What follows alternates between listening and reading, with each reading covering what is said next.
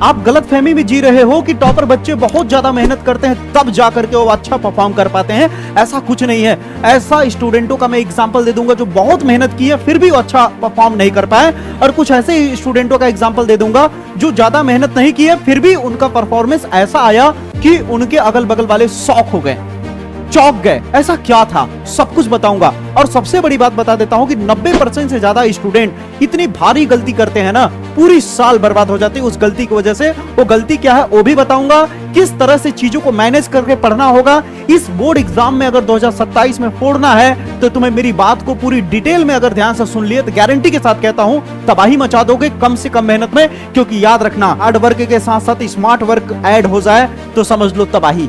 समझ आई मेरी बातें? तो आज के इस वीडियो में आपको क्या क्या बताने वाला हूं, ध्यान से समझो। सबसे पहले दोस्त, आपकी सबसे बड़ी गलतफहमी दूर कर देता हूं कि आपके दिमाग में ये भर दिया गया है कि अगर आपको बेहतर परफॉर्म करना है तो 10 घंटे 12 घंटे 8 घंटे मेहनत करना पड़ेगा। बिल्कुल गलत, बिल्कुल गलत है दोस्त, बिल्कुल गलत है। क्यों? क्योंकि आपको जरूरी नहीं कि आप 8 घंटा रेगुलर पढ़ो, आपको जरूरी नहीं कि आप 7 घंटा 10 घंटा रेगुलर पढ़ो, आप 3 से 4 घंटे ही रेगुलर पढ़ो, लेकिन इसमें कंसिस्टेंसी होनी चाहिए। इसमें कंसिस्टेंसी होनी चाहिए। मैंने क्या बोला, 90% स्टूडेंट क्या गलती करते हैं, वो अभी जैसे गर्मी की छुट्टी चल रही है तो उनको ये लग रहा है कि ये तो वेकेशन है तो छुट्टी है, इसमें थोड़ी ना मेहनत करेंगे, पूरी साल तो बची हुई है ना, अभी तो ढंग से स्कूल भी स्टार्ट नहीं हुआ है तो पूरी तैयारी करके क्या कर लेंगे हम। सब दोस्त यार मेरे घूम ही तो रहे हैं, शादी ब्याह और क्या कहते हैं गर्मी की छुट्टी मना रहे हैं। मेरे को क्यों इतना बर्डन, इतना ज्यादा प्रेशर लेने की अभी जरूरत नहीं है। जब जुलाई आएगा तब से अच्छे से पढ़ूंगा, जब अगस्त आएगा तब से अच्छे से पढ़ूंगा।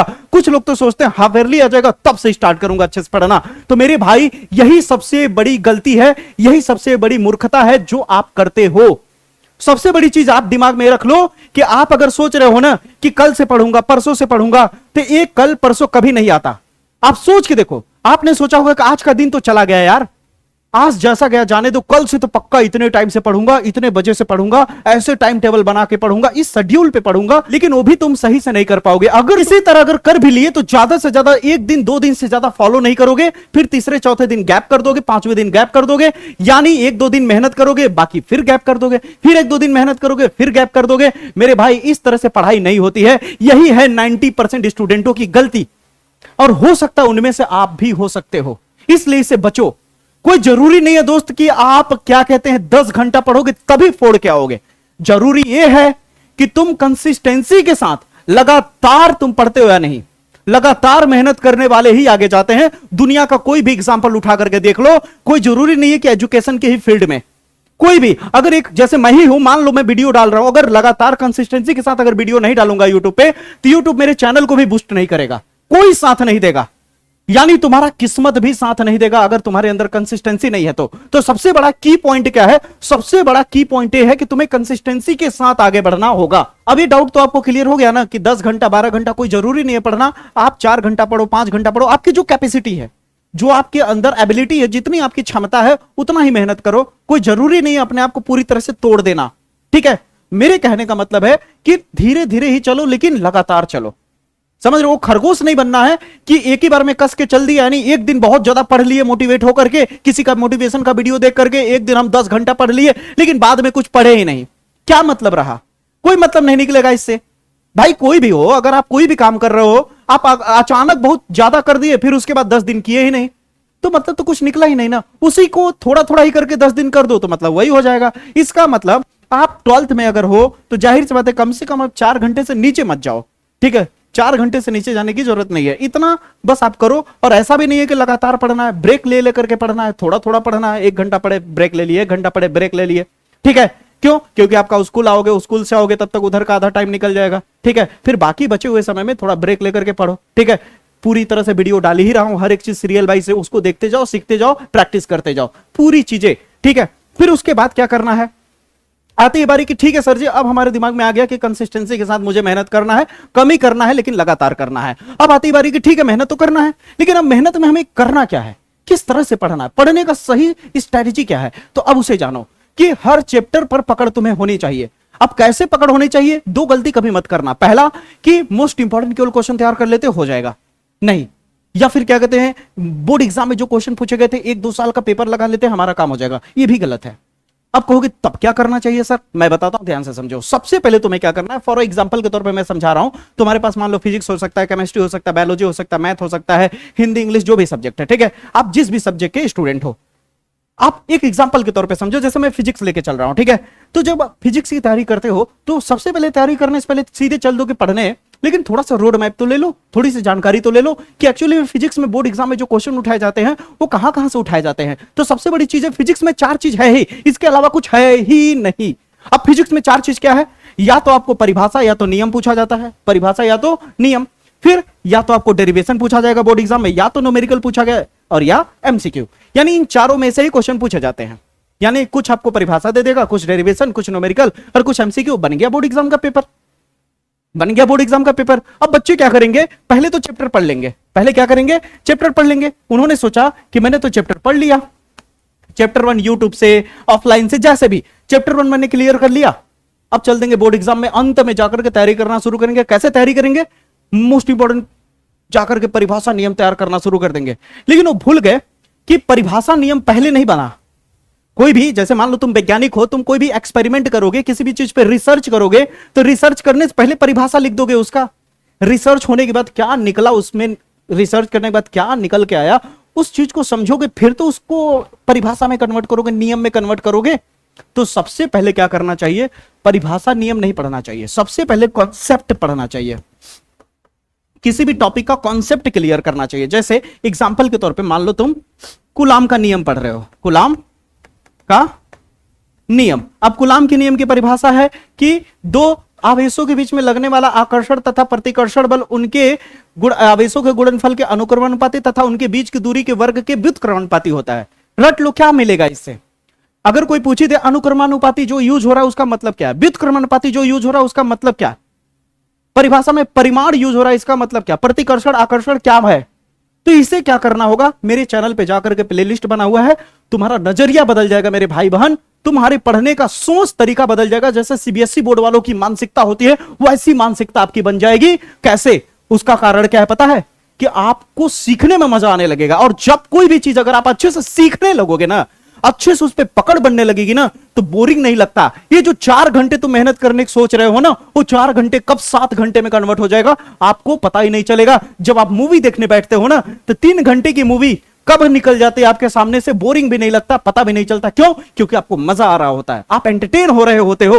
तो पढ़ाई में भी एंटरटेन हो सकते हो। फिजिक्स फील करने की चीज है, रटने की चीज नहीं है, समझ रहे हो। अगर इसका जीता जागता उदाहरण देखना चाहते हो तो आपको चैनल पे जाना पड़ेगा, और चैनल पे प्लेलिस्ट में जाकर के आप फिजिक्स केमिस्ट्री उठा करके देखो, मैथ उठा के देखो, जो भी सब्जेक्ट उठा के देखना चाहते हो सब चीज फील होगा।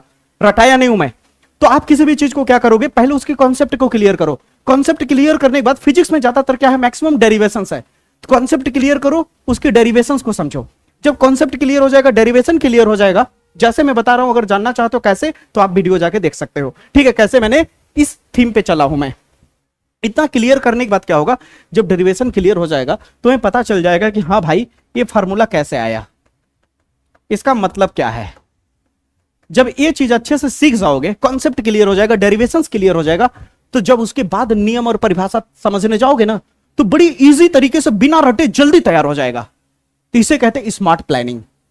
Hard work plus smart planning, यानी तुम मेहनत तो कर रहे हो, लेकिन स्मार्ट प्लानिंग अगर तुम यूज नहीं किए तो जो 4 घंटे मेहनत कर रहे हो जितना सीखने के लिए, उसी को सीखने में 8 से 10 घंटा लगने लगेगा, क्योंकि तुम्हारे पास कोई स्मार्ट प्लानिंग, कोई सही रोड मैप नहीं है।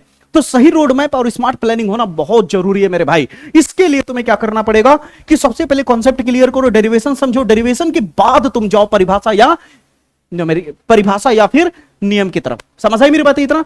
अब जब तुम्हारा डेरिवेशंस क्लियर हो जाएगा, नियम परिभाषा क्लियर हो जाएगा, तो सारे न्यूमेरिकल्स कहां से निकल के आते हैं, डेरिवेशंस के ही दम पे तो न्यूमेरिकल बनते हैं ना। जो न्यूमेरिकल बनेंगे इसी फार्मूले पे बनेंगे ना। अगर कूलाम के नियम पे न्यूमेरिकल बनाना है तो मुझे इसी डेरिवेशंस पे बनाना होगा ना, इसी फार्मूले पे बनाना होगा ना। फिर उसके बाद न्यूमेरिकल समझने जाओगे तो ऑटोमेटिक तुम्हें नियम, रूल्स और डेरिवेशंस और कॉन्सेप्ट अच्छे से क्लियर है, एक एक हिस्सा समझ रहे हो, तो उसके बाद तुम न्यूमेरिकल पे पकड़ बहुत तगड़ी बना लोगे। और जब तुम्हारा न्यूमेरिकल पे अच्छी तगड़ी पकड़ बन जाएगी, तो उसके बाद न्यूमेरिकल, उसके बाद एमसीक्यू कहां से आता है मेरे भैया, मंगल ग्रह से तो आता नहीं है, इन्हीं चैप्टर से बनेगा ना, इन्हीं सब टॉपिक से बनेगा ना। मात्रक, बीमा, या फिर क्या कहते कोई फार्मूले से रिलेटेड, सदिश राशि, अदिश राशि से रिलेटेड, या न्यूमेरिकल से रिलेटेड, यही सब टिक आउट बनेगा। तो टिक आउट अपने आप इजी तरीके से तैयार होना शुरू हो जाएगा। यही सही स्ट्रेटेजी है टॉपर बच्चों का। आपको 50 लोग बता के चले जाएंगे कि 5 घंटे ऐसे पढ़ना है, 6 से लेके 9 बजे तक ये पढ़िए, 11 से लेके 12 बजे तक ये पढ़िए, 13 से लेके 14 बजे तक ये पढ़िए। ऐसा तुम 1 दिन 2 दिन कर पाओगे, लेकिन लगातार नहीं कर सकते, क्योंकि कोई जरूरी नहीं कि तुम जिस टाइम पे पढ़ रहे हो उस टाइम पे हमेशा तुम खाली रहो। हो सकता है उस टाइम पे तुम्हें कोई काम पड़ जाए, हो सकता है तुम बीमार हो जाओ, इसलिए इस तरह के टाइम टेबल को फॉलो नहीं कर पाओगे। टॉपर बच्चे कोई टाइम टेबल लिख के नहीं पढ़ते, वो कंसिस्टेंसी बना के पढ़ते हैं। समझ आई मेरी बातें? ये बात क्लियर हो गई। और यही रूल सब पे अप्लाई करना होगा। जब यहां तक समझ जाओगे ना, तो एक ऐसी बात बताने जा रहा हूं जो तुम्हारा दिमाग हिला देगा। जैसे मैंने बोला कि 90% स्टूडेंट ये बात नहीं जानते, 90% स्टूडेंट इस चीज से अवेयर नहीं है। अब वो क्या है ऐसा जो कि 10% को केवल पता है, और यही 10% state topper, district topper, class topper, समझ रहे हो, ये बनते हैं। ये 10%। आप कहोगे ऐसी क्या चीज है सर, कुछ तो ऐसी खास होगी। तो अब जानो, सबसे बड़ा चीज है डिस्ट्रक्शन। डिस्ट्रक्शन यानी कोई टॉपर बच्चा, कोई मेहनती बच्चा अगर घर में पढ़ रहा है ना, उसका दोस्त अगर कह रहा है चल खेलने चलते हैं ना, तो थोड़ा सा बोलता है भाई वेट कर, आ रहा हूं, थोड़ा पढ़ रहा हूं, कुछ कर रहा हूं, बहाना मार देगा, लेकिन आप उठ के चले जाओगे। सबसे मेन और सबसे इंपॉर्टेंट बात बताऊं, 90% स्टूडेंट के पास कोई लक्ष्य ही नहीं होता है, कोई गोल ही सेट नहीं करते कि मुझे वाकई में 90 पार करना है।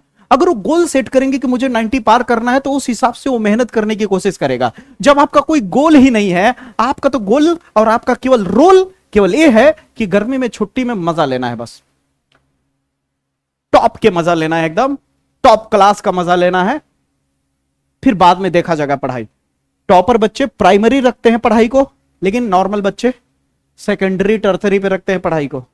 प्राइमरी पे किसको रखेंगे? घूमना, खेलना, ऐश करना, girlfriend, boyfriend, Instagram, Facebook, reel, ये सारी चीजें। लेकिन प्राइमरी किसको रखना होगा? आपको पढ़ाई को। पढ़ाई होने के बाद आपको खेलने जाना है, पढ़ाई होने के बाद आपको रील्स चलाना है, पढ़ाई होने के बाद आपको एंटरटेन होना है। समझ लो, आपको अगर ये गलत फहमी है तो दूर कर लो। ऐसा अगर सोचते होगे कि जो टॉपर बच्चे होते, जो तेज बच्चे होते पढ़ने में, वो रील्स, इंस्टाग्राम, फेसबुक, यूट्यूब ये सब कुछ चलाते ही नहीं है, उनके पास मोबाइल नहीं होता, ऐसा कुछ नहीं है। उनको भी एंटरटेन की जरूरत पड़ती है, नहीं तो पागल हो जाएंगे। उनको भी थोड़ा घूमना खेलना पसंद होता है, लेकिन वो पूरी तरह से स्ट्रेटेजी के साथ चलते हैं, वो पूरी प्लानिंग के साथ चलते हैं मेरे दोस्त। समझ आई मेरी बातें? अगर इसी प्लानिंग को पूरी तरह से पूरी साल अपनाना चाहते हो तो उसके लिए मेरे पास एक मास्टर प्लान है।